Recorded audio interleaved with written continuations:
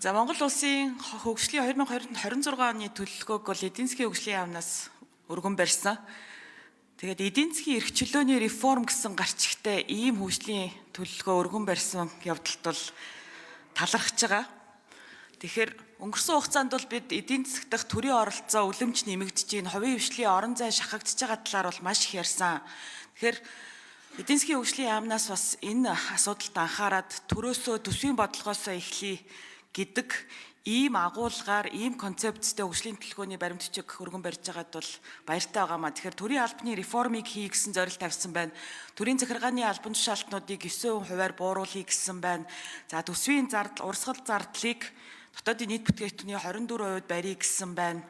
За мөн одоо сүүлийн жилүүд бидний маш их ярьсан төрийн өмчт компаниудын реформыг хий, бүтээмжийг нэмэгдүүлье, тэнд ажиллаж байгаа 50-60 мянган хүмүүсийг бас цомгтохыг гэсэн зорилтуудыг тавьсанд бол талархаж байна. Тэгэхээр ганц төмөр сайдд бас баяр хүргэе. За хоёрдугаарт нь бол яг энэ төсвийн бодлого талтайгаа бас нийцүүлээд хувийн хвшлийнхаа орон зайг тэлхийн тулд бид бас татврынхаа бодлогыг давхар авч явах ёстой гэж үзэж байгаамаа. Тэгэхээр засгийн газраас бол татврын багц хуулийг өргөн барина гэсэн хүлээлттэй байгаа. Өчигдөр эдийн засгийн байнгын орон дээр асуухад бол яг төсөвтэйгээ хамт намрын чуулганаар өргөн барина гэсэн зүйл яригдсан. Тэгэхээр үүн дээр бол одоо сангийн ам эртхэн гэж ажлуудаа хийгээд хувийн хвшилтэйгээ бас хамтарч ажиллаад энэ татврынхаа багц хуулийг маш тийм чамбай хууль оруулаад ирмээр байна. Тэгэхээр энэ тал дээр одоо явц ямар байна гэж авхлан сайдаас асууя. За хоёрдугаарт 2025 оны төсөвдөр бас их асуудлууд яригдж байгаа. Бас нүүрсний үн буурсантай холбоотойгоор төсвийн орлого тодорхой хэмжээнд буурч байгаа гэсэн зүйлүүд байгаад байгаа. За түүнээс гадна 2025 оны төсөвт хөрөнгө оруулалт талдаа суусан төслүүдийн төсөл арга хэмжээнүүдийн тендер эхний хагас жилдээ багтаад явсан байх ёстой тий. Тэгэхээр үүнээс бол одоо яг хэдэн үеийн гүйцэтгэлтэй байгаад байна. Одоо 2-7 хоног үлдчихлээ шүү дээ та бүхэнд. Тэгэхээр түүн дээр бол одоо бас нэг хариулт авмаар байна. За 3-дугаарт нь бол ер нь бидний жилийн хөгжлийн төлөвлөгөө төсвийн хүрээний мэдээлэл хилцэж байгаа энэ цаг мөчид ер нь энэ мега төслүүд гэгдээд байгаа хөрөнгө оруулалтын томоохон төслүүдээ яах юм бэ? Эдийн засгийн нөхцөл байдал бас өөрчлөгдөж байна. Намар байснаас бол бас арай өөр нөхцөл байдал бий болчлоо. Тэгэхээр үүнтэй холбоотойгоор энэ хөрөнгө оруулалтын бодлого дээрээ улсын хурал засгийн газар бас нэг тодорхой шийдэмгий байр сууриа нэгтгээд гаргачих нь зөв гэж хараад байгаамаа. Тэгэхээр бол одоо жишээлбэл хөгжлийн төлөвлөгөөнд ороод ирсэн нөгөө засгийн газрын яриад байгаа 14 мега төсөлд багтсан зүйлүүд дээр төслүүд дээр одоо жишээл хөрөнгө оруулалтын их үүсвэр нь тодорхойгүй, тэзүү байгаа эсэх нь тодорхойгүй төслүүд бас яваад байна. Тэгээ би өчтөр эдийн засгийн байнгын орооноос сангийн яамнаас бас асуусан л да. Одоо 24 оны төсвийн тодтголт чинь бид нар бараг 300-400 сая тэрбум төгрөгийн тэзүүний зардал баталсан шүү дээ. Тэгэхээр тэр тэзүүний зардлууд одоо ер нь юу болсон бэ гэсэн чинь 258.4 тэрбум барьцаа хөрөнгийн дансанд байгаа гэсэн юм надад хэлсэн. Тэгэхээр би тэрийг сануулъя. Бүсийн хөгжлийг дэмжих бүтээн байгуулалтын төслийн зураг, тэзүү зураг төсөвт 70 тэрбум. Энэ шадар сайд дээр. Өөдөө тэмүүлэх ган татлагт гүүр 28.6 тэрбум. Шинэ их тойроо хурдны зам 23 тэрбум гихчлэн одоо 24 оны төсвийн тодтгол багтсан тэр тэзүүнүүд ер нь юу болж байгаа вэ захлан сайдаа тэрэн дээр бас танаас хариулт авъя. За мега төслүүдийн нэг болох 5 толгой цахилгаан станцын асуудал байна. Бид эрчим хүчний тусгаар тогтнолоо хадгалах хэрэгтэй байгаа тийм ээ. Тэгэхээр энэ 5 толгой цахилгаан станцын явц бас ямар байна? Хөгжлийн төлөвлөгөөг харахад бол хөрөнгө оруулалтын их үүсвэр тодорхойгүй байна. Энэ тал дээр чойжоо сайдаас хариулт авъя. За тэгээд тодруулъя. За сангийн сайд болдын чухлын хариулт өгье. За жаргалын шөнө асуултанд хариулаад явъя.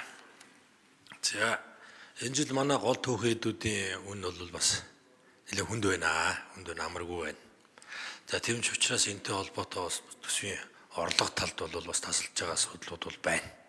Гэхдээ засгийн газар үүн дээр дөрвөлт арга хэмжээ аваад ямар ч байсан энэ жилийнхаа төлөвлөгөөний дагуу засгийн газрын нэг ч үйл ажиллагаа тасалдахгүй бүрэн санхүүжилт хийгээд явж байгаа гэдгийг хэлье. Бид үүн дээр хоёр асуудал, хоёр хязгаар байгаа гэдээ ойлгочих хэрэгтэй шүү.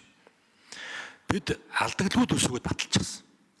Тийм учраас орлогодоо баригдал бид үйл ажиллагаагаа санхүүжүүлээд явна. Тэгэхээр жилийн эцрүү ямар ч тохиолдолд бид алдагдлгүй төсвөө бариул гарна. Нэгдүгürt. Хоёрдугаар таны дурдсан дээр 5 сарын 30 гээд хэмнэлтийн хуулийн заалт байгаа юм. Энэ жилээс хэрэгжиж эхэлж байгаа. За өмнөх жилүүдэд бол байнгын сануулдаг байсан. За энэ жилээс ингээ хэрэгж эхэлж байгаа учраас манай сайд нар бол нэлээд хичээж ажиллаж байгаа. За энэ жил бол цөөхөн шинэ хөрөнгө оруулалтууд байгаа. Тийм учраас энэ жилийн тендер зохион байгуулалт бол харьцангуй ачаал багтаа. Бид чинь жилдээ бараг ингээд орон нутгатайгаа нийлэх бол 1000-аад тендер байдаг байхгүй.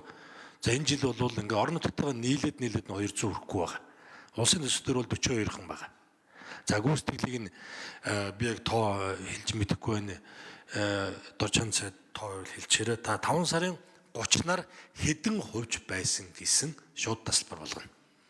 5 сарын 30-нд бүр тендер зарлах тэл бүр гэрээ байгуулсан нь л энэ жил санхүүжилтээ авна. Гэрээ байгуулаагүй бол уучлаарай 5 сарын 30-нд ингээ ажлын цаг дуусгаад тасалбар болгоод ингээд энэ жил баг тодтолгүй эн чинь баг тодтол хийчих байгаа байхгүй юу? Хөрөнгө оруулалт талдаа. Урсгал зардалтаа бид нар ингээд орлогоо харж байгаа л орлогодоо барайл зардлаа санхүүжүүлээ явчихаар бид энэ жил төсвийн хувьд бол нэг алдагдлгүй гэдэг төсвөө бол ингээ барай явчихнаа. За татврын багц хууль бид бэлдэж байгаа. Олон жил бэлдсэн. 5 жил бэлдсэн гэж ойлгоорой. За намар төсөвтэй өргөн барина гэж үгүй ээ. Бид энэ хавартаа багтааж өргөн барина. Хавартаа багтааж өргөн барина. За 5 сарын 30-ыг нэг хараадахыг. 5 сарын 30-ыг хараадахыг. За бас биднээс шалтгааллахгүй гадна талаас одоо шалтгааллах их олон зүйлүүд байна. Энийгээ бас харцнаа тий. За ингээд 26 онд хичнээн хэмжээний өртөгтэй татварын реформыг бид дийлэх нь. 27 онд ямар байх, 28 онд ямар байх нүгэд ингээд шатраатай хийнэ. Шатраатай. Нэг далаалт төр нэг удаагийн жилийн төсвөр бид нар энэ том татварын реформыг дийлэхгүй. Энэ ч өөрөө маш өндөр өртөгтэй. Багадаа 4 их найдیں۔ За тийм учраас пакэж нэг 4 болох нь 3-аас 4 ийм хэсэг болгож бид ингээд шатраатай ямар ч үсэн энэ 4 жил бид татварын багц хуулийн ийм 4 жил байх болно гэдгийг хэлье. За хөрөнгө оруулалтын гүйцэтгэл. За 14 мега. За жавхлан сайд гүйцээж хариулъя 1 минут. За өнгөрсөн 4 жил бид нар шинэ сэргэлтийн бодлого явуулсан. За энэ шинэ сэргэлтийн бодлого маань энэ 14 мега төсөл болж хувраад маш тодорхой төслүүд дээр бид фокус болоод явж байгаа. За тэгэхээр бид одоо эдийн засгийн аюулгүй байдал, за одоо эдийн засгийн бие даасан байдал, за энэ эдийн засгийн одоо эрх чөлөө гэж байна. За бүсчилсэн хөгжил гэж байна, хүний хөгжил гэж ярьж байна. За энэ бүхнийг бид одоо уул уурхайгаас үл хамааралтайгаар дунд урт хугацаанд тогтвортой хийж чадах бидний суурь бол ерөөсөө л энэ 14 мега төсөл. Эднийг явуулж ижил бид нар эдийн засгийн эрх чөлөөнд хүрнэ. Тэгэхээр одоо эндээс бид нар нэг ч ухарж болохгүй. Харин ч эсрэгээр энэ рүү улам их зүтгэх ёстой. Алийг нь төсвөр хийх, алийг нь төсвөөс одоо гадуур зээл тусламжаар гадны хөрөнгө оруулалтаар төрийн үеийн түншлэр алийг нь хийх ёстой юм. За мэдээ зураг төсвийн юм ганц ч байж болохгүй. Одоо бушуухан зураг төсвөдөө байжгаад дараа нь хөрөнгө мөнгө олох асуудаа бид шатраатай ингэж яриад явна. За тэгэхээр манай За Батгтхын цоочилсрын сайд хариулт өгье. Жаргалан шинэ асуултанд хариулъя. 5-7 цахилгаан станцыг 2023 онд нэг удаа зарласан. Тендерийн нөхцөл бол 30%-ийг нь бол Эрдэнэс 5-7 компани санхүүжүүлэхээр 70%-ийг нь EPC контрактор нь санхүүжилтээ болгоод файнансингаа болоод орж ирэх ийм нөхцөлтэйгээр тендер зарласан. 2 оролцогч ороод харамсалтай нь хоорондоо маргалдаж явсаар байгаа дээд шүүхийн 3 шатны шийдвэр шийдвэр гараад тендерийг захин зарлахаас одоо ондоо нөхцөл байдал үлдээгүй байна. Гэхдээ өнөөгийн нөхцөл байдлаар тендерийн тухай хуулиар EPC-гээр нөхцөлтэй тендер зарлах бололцоогүй байгаа. Тендерийн хуулиас харагдсан байгаа учраас одоо засгийн газраас тендерийн хуульд холбогдох өөрчлөлтүүдийг оруулах ийм хуулийн төслүүд өргөн баригдаж байгаа. Улсын хурал баталсан тохиолдолд 5-7 цахилгаан станцын тендерийг дахин зарлах бололцоо